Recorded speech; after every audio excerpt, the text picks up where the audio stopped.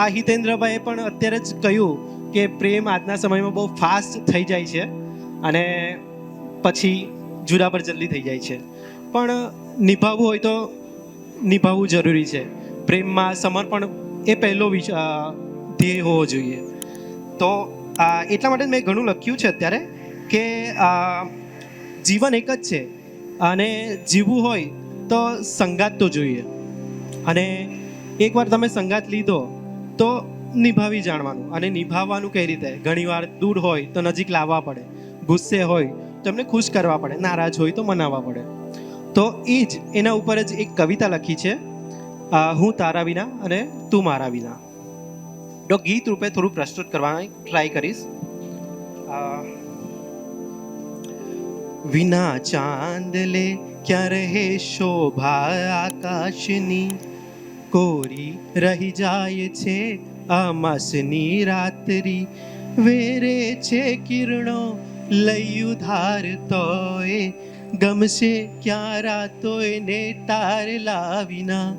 હું તારા વિના તું મારા વિના, હું તારા વિના તું મારા વિના. વરસતી વાદળીએ કરે તહુકાઓ મોરલા, ગરજે ત્યાં જબકીને વીજના ચમકારા. મનમાં ઘેરાયા મીઠી યાદો ન સમણા, પલળી છે આંખો ભીંજાયા વિના. હું તારા વિના તું મારા વિના, હું તારા વિના તું મારા વિના. લહેરે છે વાયરે પુષ્પોની વાટિકા, પડશે ધડી જો એક દી ભળશે તોફાનમાં.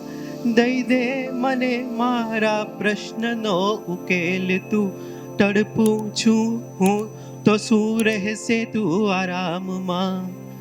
હું તારા વિના તું મારા વિના, હું તારા વિના તું મારા વિના.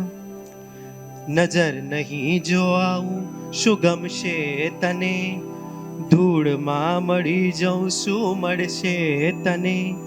જીત્યો તો જીવન હું રહી સાથે તારી, હારી ગયો આજ તારા અભાવમાં.